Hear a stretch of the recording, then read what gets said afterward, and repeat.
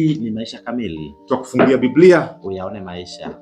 Rafiki yetu, mfuatiliaji wa kipindi chetu kizuri hiki cha kujifunza Biblia, karibu sana. Leo tuna somo zuri linalosema mtindo wa maisha unaokisi msalaba. Mtindo wa maisha unaoakisi msalaba. Basi kabla tujaanza tupate kuomba. Mungu wetu na Baba yetu mtakatifu, jina lako litukuzwe. Amen. Tunakushukuru kwa nafasi tena nyingine umetuleta ili utufundishe. Tunaomba usikivu, tuelewe sawasawa na mapenzi yako. Katika jina la Yesu Kristo, amen. Amina. Msalaba ni nini? Maana umesema mtindo wa maisha unaoakisi msalaba. Msalaba ni nini? Msalaba ni mti uliotumika kwa kumsulubisha Kristo. Msalaba unatuambia nini kuhusu Kristo? Msalaba unatuambia na kanisa. Msalaba unatuambia kwamba ni nafasi ya ukombozi kwa watoto wa Mungu.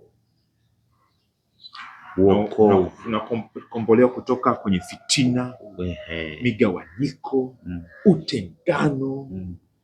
Mimi ni mdhambi, Mungu ni mtakatifu, hamwezi kukutana. Lakini msalaba unatukutanisha. Juu chini unakutana. Lakini Myahudi na si Myahudi wanakutana msalabani, kwa sababu alikufa pale msalabani akiwa amekataliwa na Mungu na wanadamu. Alipitia ule utengano. Lakini pia uadui wa Wayahudi na wasio Wayahudi ulidhirika pale. Yaani wote waliungana kummalizia. Yaani kila mmoja anaonyesha chuki zake dhidi ya mwenzake kwa kumpiga huyu. Wayahudi waliona huyu ni kikwazo, piga. Wow. Warumi waliona huyu ni mwasi, piga. Kwa hiyo Yesu alipitia chuki, faraha za pande zote. Sasa msalaba unatuambia hivi ndivyo yule mtumishi, jana ndio somo la jana, anavyomaliza makundi. Anakubali kuwatumikia kwa hasara ya nafsi yake mwenyewe. Kwa hasara ya nafsi yake mwenyewe. Alipoteza maana alipoteza ili kuwavuta wote kwake. Sasa eti huu msalaba, hiyo sio nadharia, sio fundisho tu la kusema maana yake nini, eti ni mtindo wa kuishi sasa. Sasa ukisoma tutapata nafasi ya kusoma fungu yote, lakini hapa mwisho kuanzia fungu la kwanza mpaka la 5 la sura ya 4, tunaelezwa na Paulo jinsi Mungu anavyoweka msalaba kama kiwango cha maisha kwa watumishi. Kwa watumishi, sawa, kwa viongozi. Lakini pili, tunaona anaelekeza kweli huo kwamba mateso ni alama ya huduma ya kweli ya Kikristo. Hebu soma fungu la 9 la sura ya 4 ya Wakorintho wa kwanza, alafu taenda 11 mpaka 13. 9. Maana nadhani ya kuwa Mungu ametutoa sisi mitume mwisho kama watu waliohukumiwa wauawe, kwa sababu tumekuwa tamasha kwa dunia, kwa malaika na wanadamu. Sisi tu wapumbavu kwa ajili ya Kristo, lakini ninyi ni wenye akili katika Kristo. Sisi tu dhaifu, lakini ninyi mna nguvu. Ninyi mna utukufu, lakini sisi hatupati hekima. Unajua, katika ile makundi Paulo alikuwa anadharaulika kidogo na hawa Korintho. Wale ambao walikuwa labda kwenye kambi ya Apolo, Petro.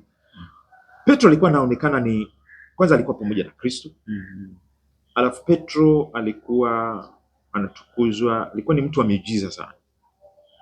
Hata kivuli leso Kwa mtu amejiuliza sana. Apolo alikuwa ni mahiri sana katika kufundisha neno. Sasa moja kati ya vitu ambavyo Paulo vilikuwa vinamdiscredit au vinamshusha machoni pa wa Paulo kwamba mchovu, Paulo mchovu. Kwanza alipokuja hapa alikuwa anashona tu matenti, wenzake wakija kina Petro na Paulo wanategemea, wanaishi kwa sadaka. Yeye anajitegemea. Ulishaona mwinjilisti ajitegemea alivyo na heshima mbele ya yule anayepewa mshahara na conference au na gym. Kidogo kama hadhi. Sasa Paulo anawajibu, anasema kuteseka, kudhiriwa ni alama ya msalaba, maana Kristo naye ilikuwa ni hivyo. Sasa anasema kwa mfano kushona matenti hayo, kupitia changamoto hizo ilikuwa ni kwa ajili yenu. Ndio hapo mstari wa 10 na ngapi, wa 11 hapo anasema, maana hata saa hii sasa tuna njaa na kiu, uchi, twapigwa, twataabika, twatukanwa, twasingiziwa. Lakini pale nyuma pale kidogo 9 pale anasema 10 pale anasema sisi tu wapumbavu kwa ajili ya Kristo, lakini ninyi ni wenye akili katika Kristo. Yani sio akili za Kristo kabisa. Yani wao wamechukua nafasi yao kama wa Kristo yani hata mwalimu wao Paulo wanamuona kama ni mpumbavu.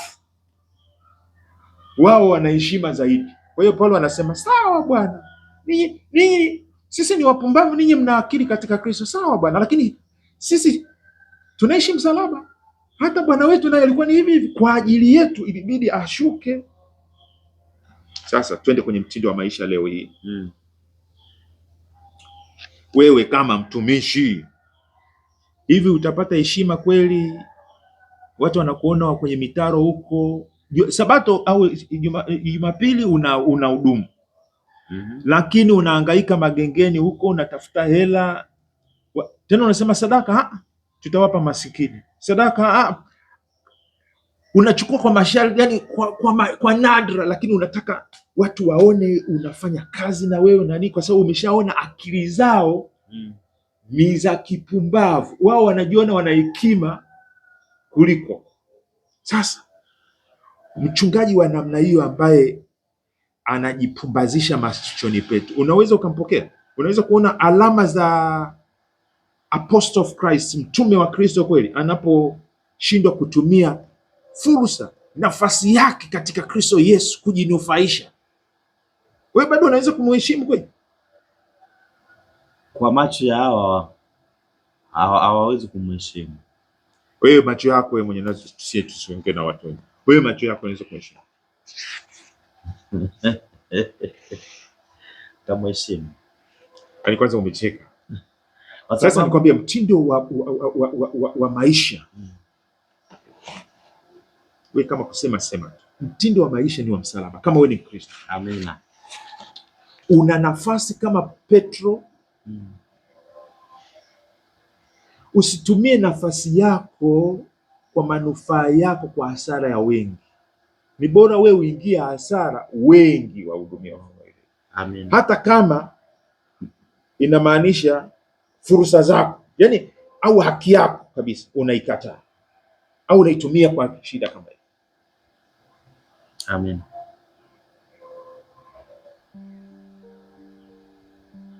Rafiki yangu, sijui kama wewe unaona huyu mtu apostle au mtume au mtumishi wa Kristo kweli kweli, alama gani unaziona?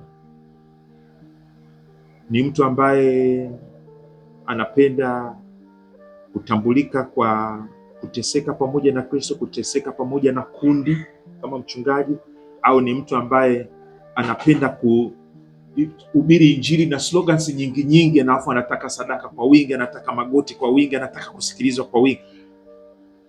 Unamtambua nani ni wa Kristo zaidi? Baba yetu, tupe macho ya utambuzi, mpatie msikilizaji macho ya utambuzi. Tumedanganywa sana na wale ambao wanatumia nafasi zao kujinufaisha, kujiinua, na wanatafuta kutumikiwa badala ya kutumikia. Tupe macho ya utambuzi ya kuwakataa, ya kuwatambua na kuwakataa, lakini pia na kushikana pamoja na wale wanaoteseka pamoja na Kristo katika kutuhudumia. haijalishi kwamba wanaachilia hata zile fursa au haki walionao kwa ajili ya faida ya wengine. Jina lako litukuzwe. Kama kuna mtu yeyote anapitia wakati huo mgumu, mtumishi wako kamtie moyo, usimwache mwenyewe. Mpaka kesho tulete tena kwa masomo mengine kama haya. Ndivyo tunavyoomba kwa jina la Yesu, amen. Amen, amen. Mfuatiliaji wetu, hapo ndipo tumefika mwisho. Tukutane kesho kwa ajili ya kumalizia wiki na kujibu maswali. Amen. Karibu sana.